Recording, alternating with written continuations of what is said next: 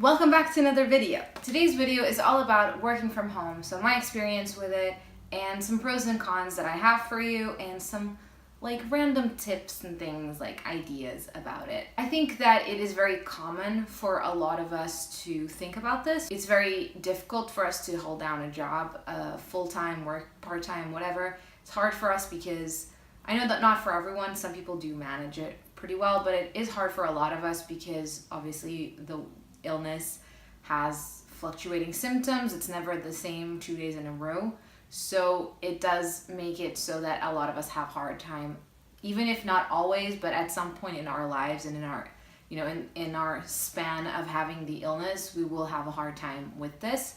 So I think that it's good to have this as an option or just as something you can consider. Personally, I was very unwell when I was diagnosed. I was studying in university and I had to freeze my university degree to try and work out what was happening with my health and stuff, and then I got diagnosed and realized I couldn't go back to school because I was doing a dance degree. So I dropped out, and at this time I could hardly even walk, so I was very unwell. My only job was getting better. It did cross my mind a few times that I didn't really know what I was going to do with my life, but I always kind of thought, I will get to it when I get to it. I'm not even there yet. I need to first be well enough to know what I can do afterwards. I knew that I was gonna get better, but I didn't know how much better that was and how long it would take me to get there. So I didn't want to make too many plans in case it didn't work out the way I planned, obviously. So realistically, all I could do for a long time was to just work on my health. I actually have an Etsy page where I sell things that I upcycle and that I make. And I stopped posting on there and I stopped working on it because I didn't have the energy to keep up with it. I am now getting back to it, so if you're interested in seeing what there is or buying anything, I will leave the links below. About August last year, I started feeling a little bit better and thinking, what would I do with life? What was I gonna do? What would my career be? If I wanted a career, what was I gonna do for work? So yeah, I had all of these thoughts and I realized that I did want to do something that was fulfilling.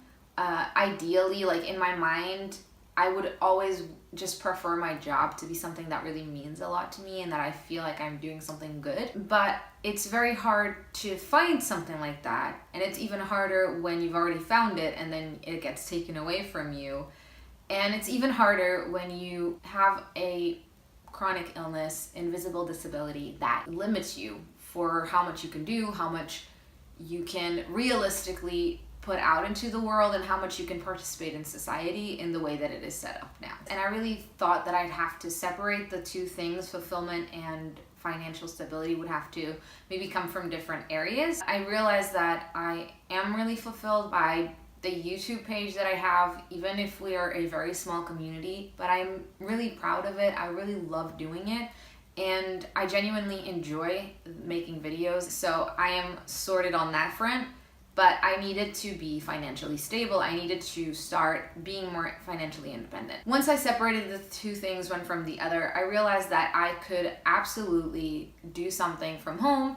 I thought about the skills that I have. My formal training before I became a dancer, before I started, falling in love with dance, I had professionally trained to be a personal stylist and personal shopper, but I don't like the whole industry behind it. The fashion industry is not something that I am really eager to be a part of, if you know what I mean. So I didn't really want to pursue that, and I am very good with languages. I speak 2 languages fluently and I speak another language not so fluently, and I understand a lot of other languages, so I'm pretty good with it, and I know that my English and my Portuguese are very, very good. I knew that I could maybe work with that. I thought about tutoring, I thought about teaching, I went back and forth with a few ideas and I tried applying for a few different things. I then started thinking about maybe doing something that I could do exclusively from home. So tutoring stuff, it still involves you meeting other people and some form of out of the house work. And I thought about how even though I felt healthier, my health was still pretty incoherent, I would say. Some days are really good, some days are not so good, and I never know when they're gonna be. I decided that I wanted to maybe focus more on something that I could do 100% from home. I sent my CV to a bunch of places, a bunch of things that I thought would be interesting and would be, cool to me. The job that I actually do is I am a freelance caption editor, so I make sure that the captions on videos are timed properly, spelled properly, the grammar as well. The caption actually says what the person says. The freelance thing means that I work for a company, but I don't have to work an X amount of hours a day. I don't have any exclusivity with them. There's not that many rules kind of that I have to follow, if you know what I mean. But obviously I only get paid for what I do, the hours that I work, or the amount of things that I do. I really enjoy it. I like doing it because I think it's interesting and it keeps my brain busy, but it's not so difficult that it takes a lot out of me or anything like that. And it's very cool for me to have the whole freelance option of it, and that perspective is very cool, because if I don't feel well or if I don't feel like working, I don't have to. And if I do and I want to work 20 hours today, I also can do that. So it's totally up to you, which I find really cool, and it's a very good deal for me. But I do realize that working from home is not for everyone. Working from home means that you have to have a lot of discipline, a lot of self-motivation. You need to be able to stay focused and avoid distractions. You need to have good time management skills. You need to be organized, structured. You need to be able to work on your own without constant supervision. And you need to be okay with being on your own for a big majority of the time, or maybe possibly going to co-work places or working out of cafes.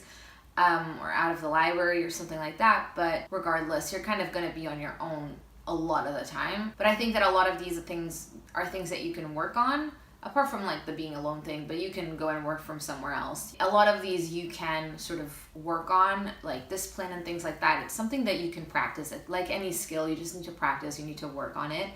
I personally don't struggle very much with a lot of these time management sometimes and distractions, because I get distracted because of fibro fog. But mostly I'm very disciplined. I was a dancer, obviously. I am pretty disciplined. I'm really happy to be alone all day. I don't mind being home. So it's not something that bothers me. And to me, it obviously had more pros than it had cons. It really depends from person to person and your situation. Because I think for us, it's very cool to have this flexibility and this sort of thing where you don't need to put makeup on. You don't need to go out and be presentable to still be able to do work. A lot of times I felt like I could probably work, but the whole hassle of having to go to work and having to get there and everything around it would be really exhausting. But the actual work itself, I would be able to do. So that's why working from home really works well with me. For every area that exists, there is probably work that you can do from home. You have to be very determined, and you have to know very clearly in your mind what you want out of a job and what you need out of them. I felt very tempted very often to just apply to something that I knew wasn't going to work out for me long term. At times you feel desperate because you think, oh my God, I'm never going to find anything, and anxiety gets the better of you. And at times like that, I'd have to remind myself, no, you need to stand your ground. You know what you want. You know what you need for your own symptoms and your own limitations in your own life.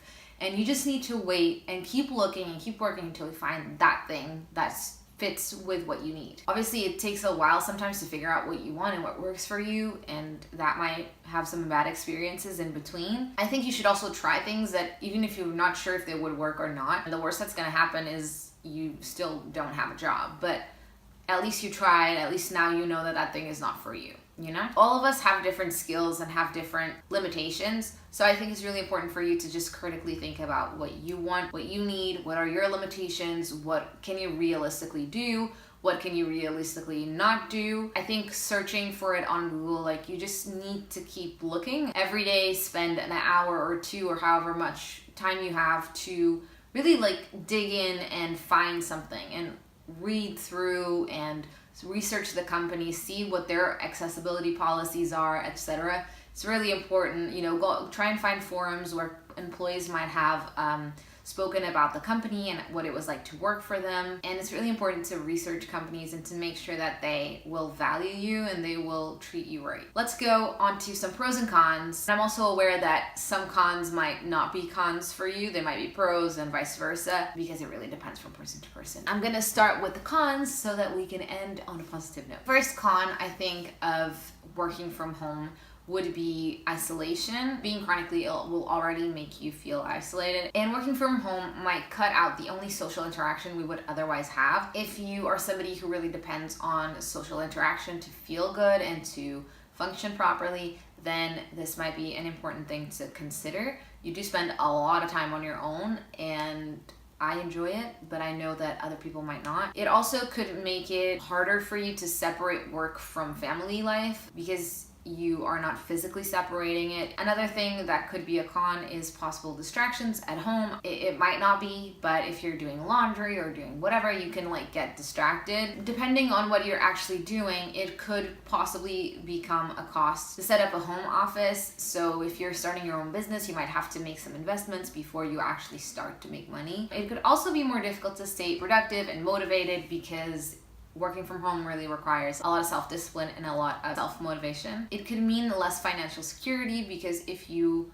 are, starting an Etsy store, or if you work freelance, payment is not going to be steady. It's not going to be, fixed, and you might not get paid as well as you would a regular job with regular hours. It might also mean that you have less benefits like healthcare and stuff, because I know a lot of companies do provide those benefits for their employees, and they might not provide them for people who work from home, or if you're doing freelance or you're starting your own business, then it will definitely not apply to you. There are a lot of good points too, obviously, and here are some that I can think of, so some pros that I could think of. The first one is flexibility. It is insanely flexible to work from home. You can not only work at any time of the day for however long you want, depending on the job, obviously, but there is flexibility in where you work from. You can work from your bed, you can work from the sofa, you can work from a friend's house if you're out of town or whatever.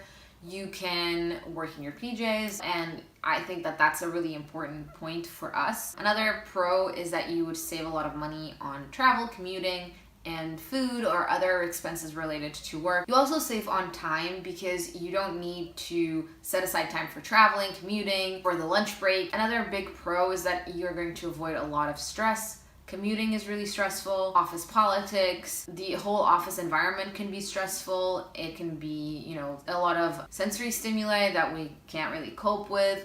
It can be hard because a lot of places are not made for people with heart conditions. So I think that it can be very, very stressful to just go out and work. A next big pro is comfort. I think this ties in a lot with flexibility and stress avoidance. You can set up your own work environment, even if you have an office in your house where you sit and work. You can have the right kind of chair. You can have like leg support. You can have the heating at the right temperature for you, and to sort of tailor the space to your symptoms and to your limitations, and that's going to be really helpful. Another big pro is that you can actually and realistically keep your health first and keep, health as your priority, because you can take naps, you can take breaks, you can go to your doctor's appointments at whatever time suits you best, because you don't need to clear it with work or miss work in order to go. And on days that you don't feel like working, that you're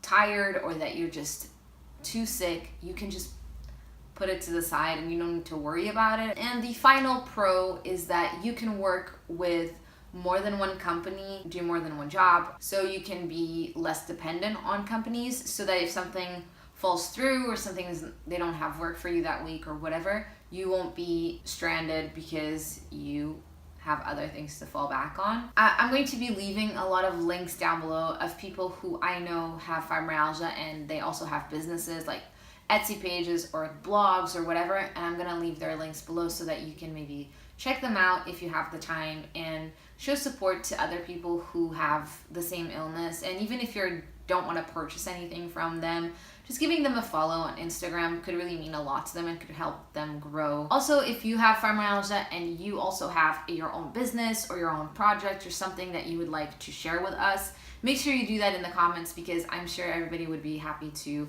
support each other, and it would be cool to know that other people are out there with our illness. And I much prefer buying something from somebody with my illness than the same thing from somebody else. So yeah, if you enjoyed this video, don't forget to leave it a like and a comment, and consider subscribing to my channel if you haven't already. It would mean a lot to me. You can also consider becoming a member on Patreon if you would like to support me and help the channel grow. You get exclusive content and early access to videos. Also, you can check out my Etsy store like I mentioned today. I think that's all the things that I have to say. I hope you're having a wonderful day. Thank you so much for watching, and I will see you in the next video. Bye!